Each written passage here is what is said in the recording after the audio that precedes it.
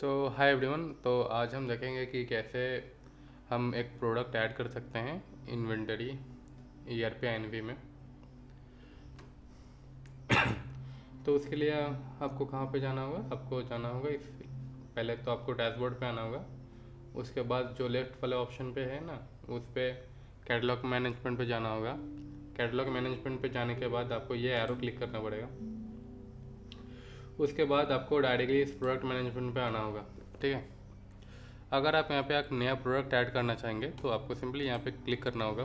Click करने के बाद ये जो आपको बारकोड है, मैन्युफैक्चरिंग बारकोड होगा, वो आपका है तो ऐड करेंगे, तो नहीं भी ऐड करेंगे वो भी चलेगा। उसका फिर टाइटल फिलअप करना पड़ेगा, स्टोरेज कहाँ पे आपने रखा है वो फिलअप करना पड़ेगा। टैक्स जो होता है वो रिकमेंडेशन के लिए होता है ई-कॉमर्स स्टोर पे, आपको वो फिलअप करना पड़ेगा। कैटेगरी यहाँ पे आप सिलेक्ट कर सकते हैं, ब्रांड भी आप यहाँ पे सिलेक्ट कर सकते हैं, HSN कोड आप यहाँ पे सिलेक्ट कर सकते हैं, टैक्स स्ट्रक्चर आप यहाँ पे सिलेक्ट कर सकते हैं, आपका MRP जो होगा वो आप सिलेक्ट कर सकते हैं, आपका एक बॉक्स में कितना मटेरियल है वो सिलेक्ट कर सकते हैं। ठीक है। थ्रेशोल्ड लो स्टॉक वो जो है वो सिलेक्ट कर सकते हैं। फिर यहाँ पे कुछ सेटिंग्स है आपके लिए। एक्टिव है स्टोर फ्रंट में वो विजिबल होगा, फीचर है वो फीचर सेक्शन में विजिबल होगा स्टोर फ्रंट में। ठीक है। वेरिएंट का मतलब आपका सपोज देखिए प्रोडक्ट का डिफरेंट साइजेस है, डिफरेंट कलर्स का वेरिएंट है। अगर है तो आप यहाँ पे सिलेक्ट कर सकते हैं, अगर नहीं है तो इसको टॉगल ऑफ कर देंगे। क्रेडिट का मतलब है आप उसको उधारी पे उसको पहले पैसा दे दिया है उसके हिसाब ऑटोमेटिक कैलकुलेट करके आप उसको पे करना चाहेंगे तो यहाँ पे उसके बाद आपको सिंपली क्रिएट प्रोडक्ट क्लिक करना होगा। ठीक है। तो मैं आपको फिर से एक एग्जांपल देता हूँ कि वेरिएंट के साथ प्रोडक्ट कैसा दिखता है। तो ये जो प्रोडक्ट है अगर उसका वेरिएंट होगा तो आपको यहाँ पे वेरिएंट का ऑप्शन दिखा जाएगा, टाइप वेरिएंट। तो मैंने पहले क्रिएट करके रखा है वो सब। मैं लिनन शर्ट में वहाँ पे क्लिक करता हूँ। यहाँ पे देखिए आपका वेरिएंट का जो ऑप्शन है वहाँ पे आपको दिख जाएगा। आपको कुछ अगर नया वेरिएंट चाहिए तो आप सिंपली यहाँ पे ऐड वेरिएंट पे क्लिक कर सकते हैं। आपका मिनिमम स्टॉक लेवल, आपका बारकोड, वेरिएंट का बारकोड, आपका कलर, आपका एक्टिव करके आपको सेव वेरिएंट करना होगा यहाँ पे। अगर आप कुछ एडिट करना चाहेंगे तो आपको सिंपली इस पेंसिल आइकन पर क्लिक करना होगा। क्लिक करने के बाद आपको एडिट करके सेव कर लीजिएगा।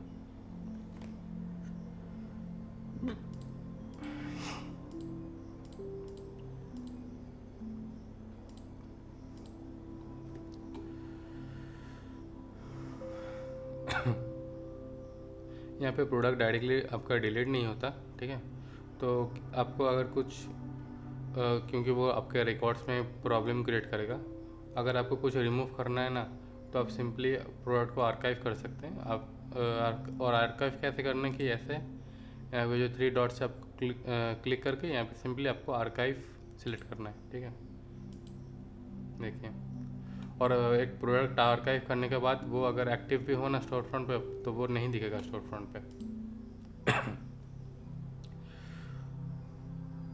उसके बाद आप ये भी चेक कर सकते हैं कि कैसे आप एक इमेज यहाँ पे ऐड कर सकते हैं। आपको सिंपली यहाँ पे एक इमेज क्लिक करना पड़ेगा।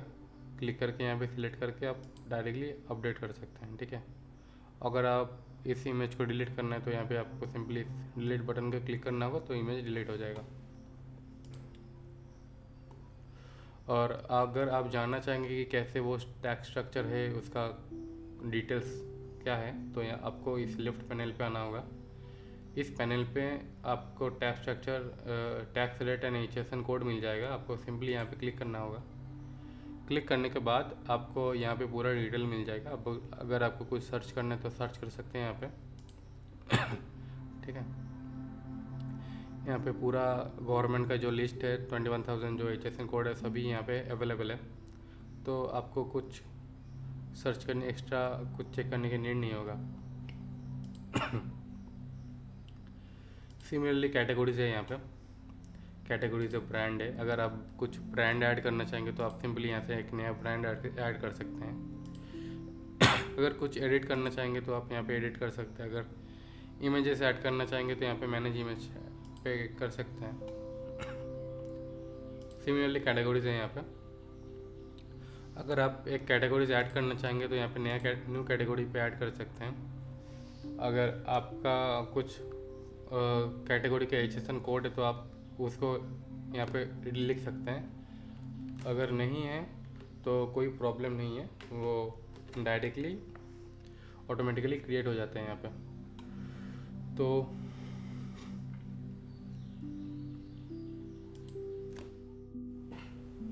जो मैं बता रहा था कि अगर आपको कुछ ऐड करना है, ठीक है, तो आप यहाँ से ऐड कैटेगरी पे ऐड कर सकते हैं।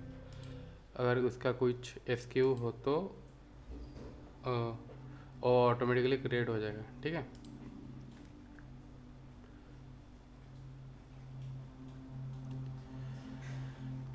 सिमिलरली कि ब्रांड मैनेजमेंट भी वही है, सेम।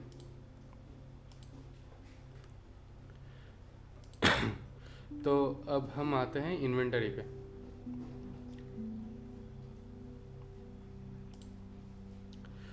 तो इन्वेंटरी पे आने के लिए आपको सिंपली इस इन्वेंटरी ऑप्शन पे क्लिक करना होगा।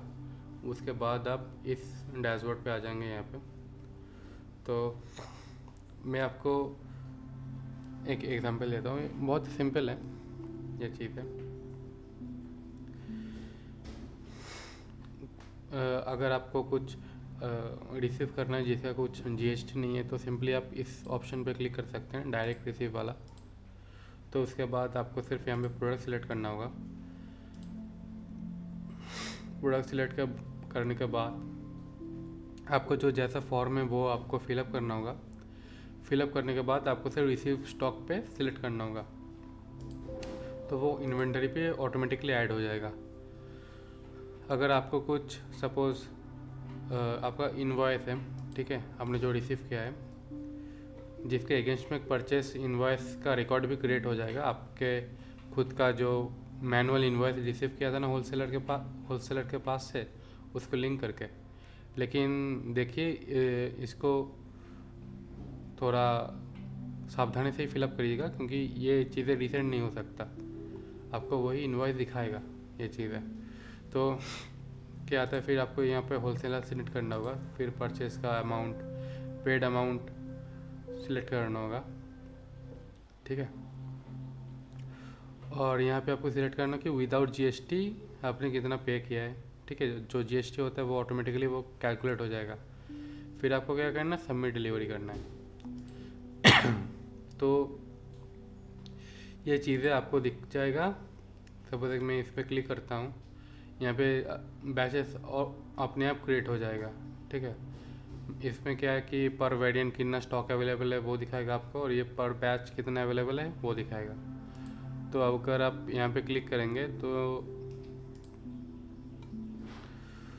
आप ऑप्शंस मिलेगा कि परचेस एडिट करना है कि कब एक्सपायरी एडिट करना है, सब आपका ऑप्शन मिलेगा, दिखाई देगा, ठीक है।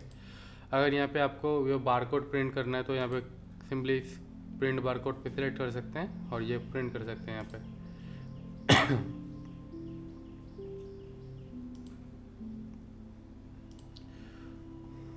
और सपोज़ आपका कुछ परचेस इनवॉइस कहाँ पे है वो दिखना है तो आप सिंपली इस 3 डॉट पर क्लिक करेंगे तो यहाँ पे ऑप्शन दिखाएगा कि व्यू परचेस इनवॉइस करके आप डायरेक्टली यहाँ पे जा सकते हैं, ठीक है।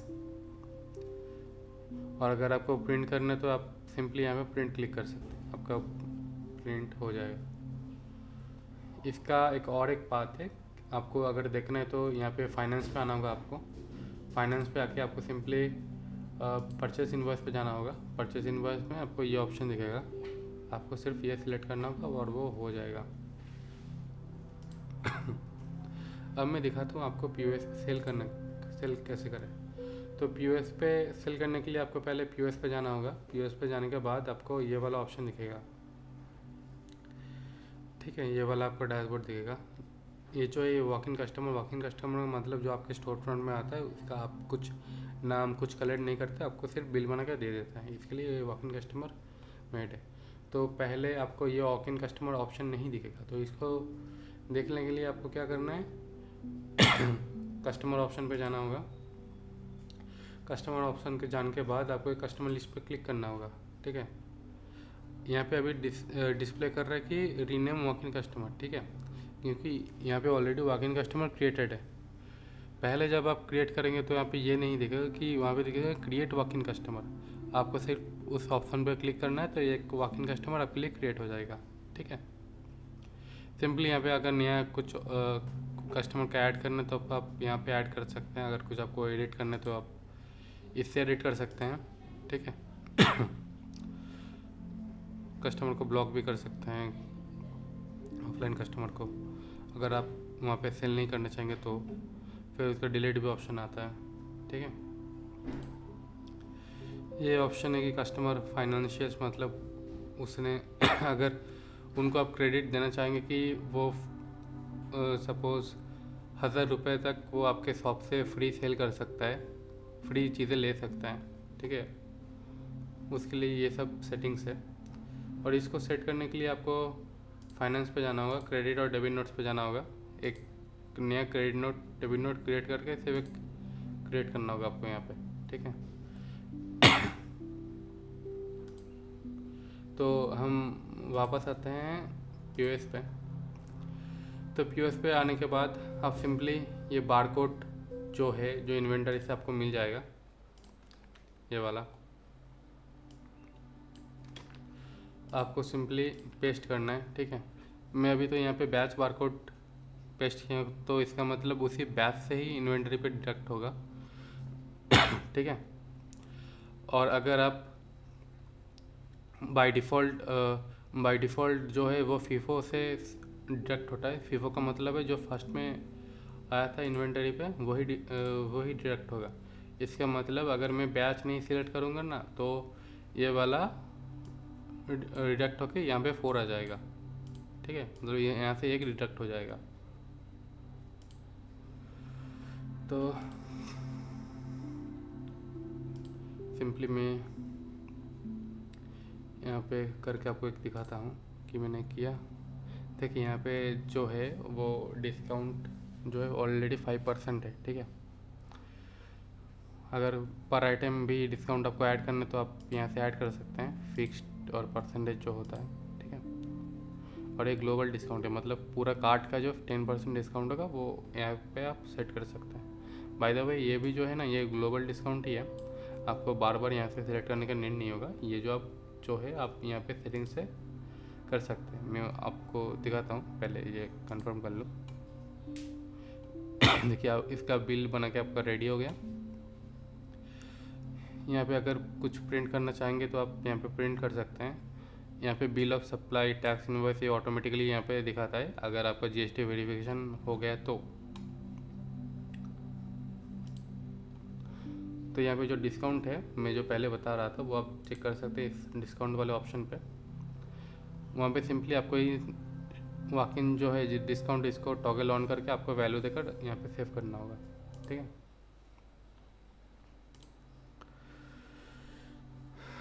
सपोज़ आपका कस्टमर जो है वो पार्शियल पेमेंट करके चला जाता है तो आपको क्या करना पड़ेगा, यहाँ पे जो पेंडिंग जो अमाउंट यहाँ पे पे किया आपको वो यहाँ पे लिखना होगा।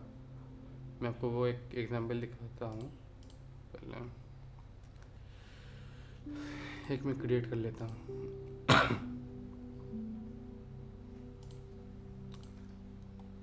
सपोज ये है, ठीक है। मैं तो इच बैच से मैं करूँगा, हो गया 5% डिस्काउंट हो गया इसका। फिर मैं सपोज़ जो कस्टमर है वो आपको पे कर रहा है 2500, कंफर्म करता हूँ ये, ठीक है। यहाँ पे पार्शियल हो गया, आपको वो दिखेगा इनवॉइस पे।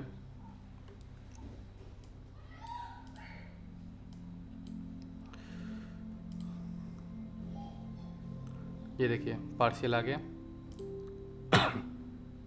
यहाँ पे देख सकते हैं उसने कितना पेमेंट किया, पार्शियल है, ठीक है। यहाँ पे आप वॉइड भी कर सकते हैं, क्रिएट रिटर्न वो भी कर सकते हैं, कुछ भी। तो अभी मैं इसको फुल पेमेंट करूँगा तो उसके लिए क्या करना है, हमें इस कार्ड वाले ऑप्शन पे सिलेक्ट करना है। कार्ड वाले ऑप्शन को सिलेक्ट करने के बाद मुझे इसका पेमेंट डेट जो ड्यू है वो ऑटोमेटिकली वो सिलेक्ट हो जाएगा। जो पेमेंट डेट है उसको मैं सिलेक्ट करना है, तो आज ही सिलेक्ट किया मैंने रिकॉर्ड पेमेंट। उसके बाद आप देखेंगे यहाँ पे ऑटोमेटिकली पेड पे कन्वर्ट हो जाएगा, ठीक है। तो कन्वर्ट होने के बाद आप यहाँ पे डायरेक्टली बिल को प्रिंट कर सकते हैं, उसके बाद दे सकते हैं उनको।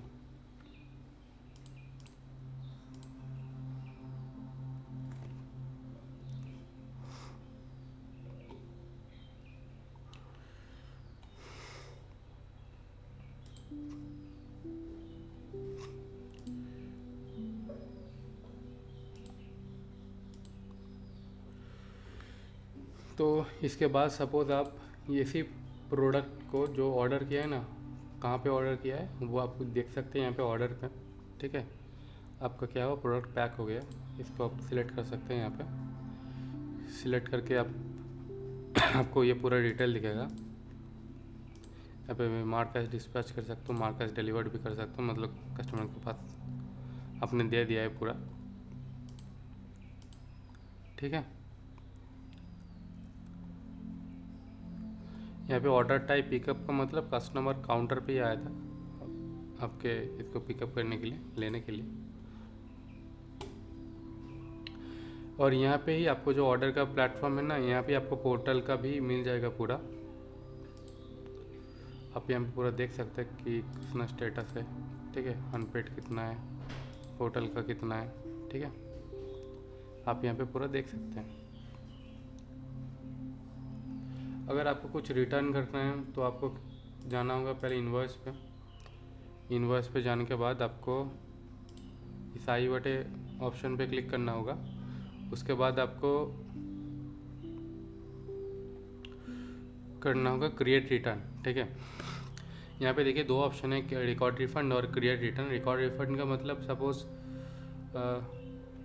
गलती से कुछ हो गया आपका, आप उसका ज़्यादा कुछ रिटर्न या फिर ऑफिशियल प्रोसेस पे नहीं जाना चाहते, तो यहाँ पे आप रिकॉर्ड रिफंड कर सकते कि क्विक पैसा देने के लिए, ठीक है, मतलब क्विक उसको पे करने के लिए कस्टमर को। और अगर आप ऑफिशियली पूरा रिफ़ंड करना चाहेंगे, ठीक है, तो वो आपका यहाँ से होता है। यहाँ पे नोट कीजिए, यहाँ पे जो रिफ़ंड होता है ना, वो आपका इन्वेंटरी पे रिफ्लेक्ट नहीं करता वो प्रोडक्ट, लेकिन ये जो ऑफिशियल रिटर्न वाला पेज है वो ऑटोमेटिकली आपका इन्वेंटरी पे चला जाएगा, ठीक है। जैसे कि मैं यहाँ पे दिखाता हूँ कि वुमेन फ्लोरल ड्रेस, तो यहाँ पे देखिए ये वुमेन फ्लोरल ड्रेस, यहाँ पे जो इन्वेंटरी पे है अभी 4 है 9 है, ठीक है। तो यहाँ पे क्या होता है कि जिस बैच से आपने ख़रीदा था उसी बैच पे अगेन यहाँ पे चला जाएगा, ठीक है। यहाँ पे मैं फिर से इनवॉइस पे जाता हूँ। इनवॉइस पे जाके मैं क्रिएट रिटर्न करता हूँ, ठीक है। रीज़न क्या है, डिफेक्टिव ओरिजिनल रिफंड कस्टमर ये, ठीक है। ऐड आइटम करता हूँ, तो आपका जितना ख़रीदा था वही ऑटोमेटिकली उनके पास ऐड हो जाएगा। अगर आप यहाँ पे चाहेंगे तो फिर भी यहाँ पे रॉन्ग इनपुट नहीं दे पाएंगे यहाँ पे, ठीक है। तो जितना उन्होंने परचेस किया था उसी हिसाब से ही रिटर्न होगा यहाँ पे। रिस्टॉकिंग फ़ी का मतलब अगर कुछ आप डैमेजिंग फीस कुछ अगर लेना चाहेंगे उसके साथ कि पार्शियल रिटर्न होगा आपका, पूरा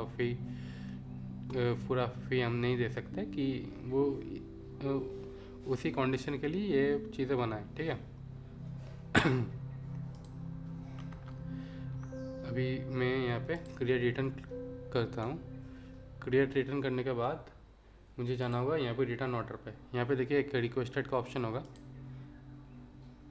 आपको सिंपली क्या करना होगा, यहाँ पे अप्रूव करना होगा। अप्रूव करके प्रोसेस करना होगा, प्रोसेस करके कंप्लीट कर दीजिएगा। कंप्लीट करने के बाद आप इन्वेंटरी पे जा सकते हैं। यहाँ पे इन्वेंटरी पे जाके रिफ्रेश कीजिएगा, देखिए यहाँ पे 4 है, यहाँ पे 10 है, ठीक है। जिस बैच से डिडक्ट हुआ था उसी बैच में फिर से वो चीज़ें आ गया, ठीक है। और इसी पूरा जो रिकॉर्ड होता है ना, उसका रिकॉर्ड आप यहाँ पे स्टॉक मूवमेंट पे देख सकते कि कौन सा माइनस हुआ, कौन सा आया है, ये आप देख सकते हैं यहाँ पे। और भी रिपोर्ट है यहाँ पे, इन्वेंटरी रिपोर्ट है, ये भी आप देख सकते हैं यहाँ पे कौन से बैच से माइनस हुआ, कौन से बैच से रिटर्न आया, ठीक है।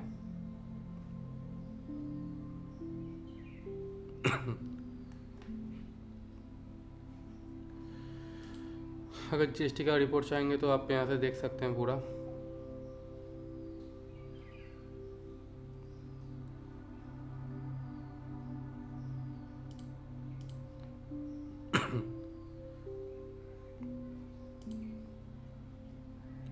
अगर आपको नया होलसेलर क्रिएट करना है तो आप यहाँ पे क्रिएट कर सकते हैं कि ऑफलाइन होलसेलर का ऑप्शन। यहाँ पे सिंपली आपको ऐड होलसेलर पे क्लिक करना होगा। क्लिक करने के बाद आपको ये दिख जाएगा, इसको सिलेक्ट करके सिर्फ ऐड होलसेलर कर दीजिएगा। और सपोज़ आपका जो प्रोफाइल है, बिजनेस प्रोफाइल है, बाय डिफ़ॉल्ट यहाँ पे आपका जीएसटी नहीं शो करेगा, ठीक है। आपको जीएसटी वेरीफाई करना होगा बिल पे पूरा रिफ्लेक्ट करने के लिए। टैक्स इनवॉइस और बाकी फीचर एक्टिव करने के लिए आपको जीएसटी वेरिफिकेशन चाहिए। तो आपको क्या करना है कि यहाँ पे डायरेक्टली ये जो फॉर्म है ना, आपको फिलअप करने के बाद आपको जीएसटी जो है आपको यहाँ पे लिखने के बाद डायरेक्टली सेव कर दीजिएगा। यहाँ पे सेव करने के बाद यहाँ पे जो सपोर्ट का जो मेल है, यहाँ पे आपको सिर्फ लिखना है कि मैंने ये फिलअप कर दिया है फॉर्म, ठीक है, प्लीज़ एक्टिवेट माई जीएसटी। ये करने के बाद आपका जीएसटी वेरीफाई हो जाएगा, ठीक है।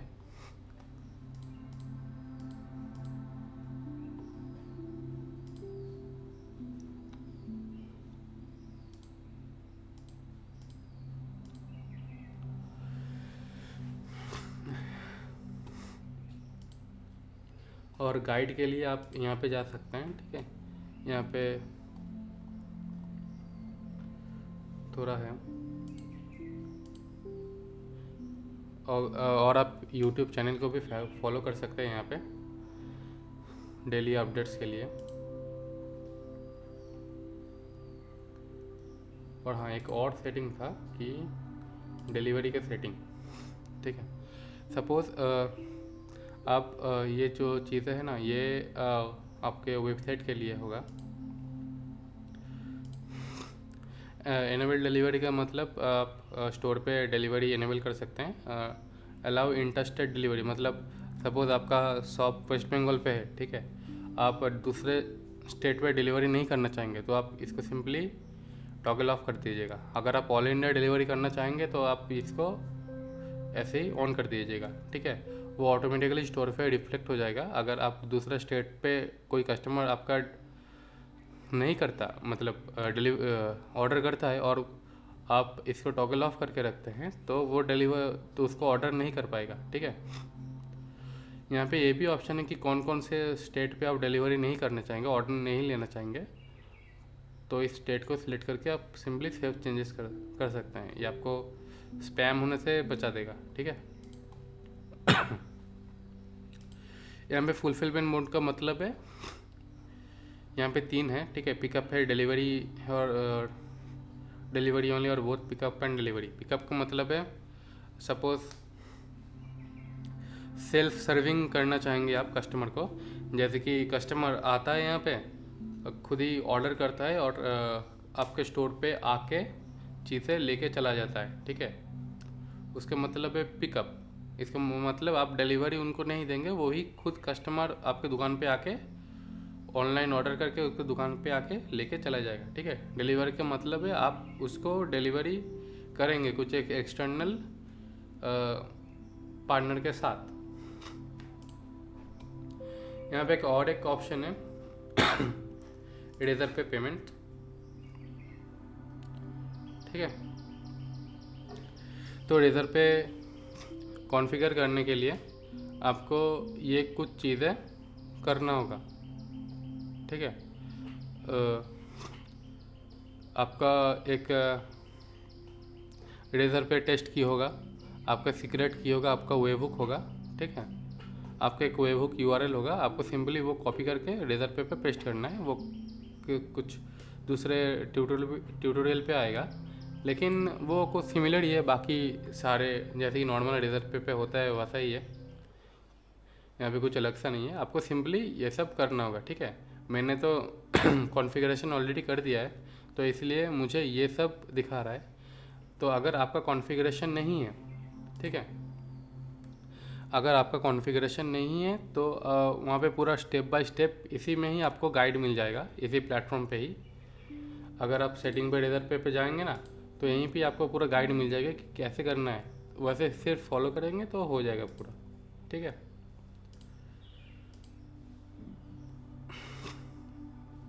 तो पिछले वीडियो में हमने देखा था कि स्टोर कैसे बनाते हैं, तो अभी इस वीडियो में हमने देख लिया कि बाकी चीज़ें का थोड़ा ओवरव्यू देख लिया कि कैसे हम यहाँ पे ऑपरेट कर सकते हैं, ठीक है। तो अभी के लिए पूरा ट्यूटोरियल तो समाप्त होता है। अगर कुछ प्रॉब्लम आया तो आप डायरेक्टली सपोर्ट पे यहाँ पे मेल कर सकते हैं, ठीक है। आपका कोई भी प्रॉब्लम 7 डेज़ के अंदर ठीक हो जाएगा, ठीक है।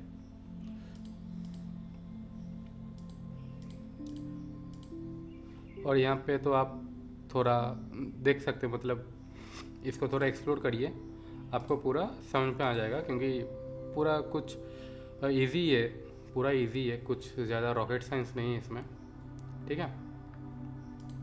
और हाँ, मैं तो ये बताना भूल ही गया, सपोज़ आप एक नया स्टाफ रखना चाहेंगे तो आप यहाँ पे सिर्फ स्टाफ को ऐड कर सकते हैं, ठीक है। स्टाफ को ऐड करने के बाद आपको सिर्फ यहाँ पे ऐड स्टाफ क्रिएट करना होगा, उसका नाम देना होगा, पासवर्ड देना होगा, उसका आपको रोल सिलेक्ट करना होगा, ठीक है। रोल सिलेक्ट करने के बाद आपका यहाँ पे परमिशन भी आएगा उनके लिए, ठीक है। उस परमिशन टैब के साथ आप पूरा कॉन्फ़िगर कर सकते हैं आपकी कौन सा परमिशन आपको देना है। इन्वेंटरी का परमिशन देना है, आपको पीओएस का परमिशन देना है, ठीक है, या फिर आपको कौन से रिपोर्ट का परमिशन उनको देना है, ठीक है। आप यहाँ से मल्टीपल स्टाफ आप रख सकते हैं। तो यही था आज के लिए, चलिए फिर बाद में मिलते हैं।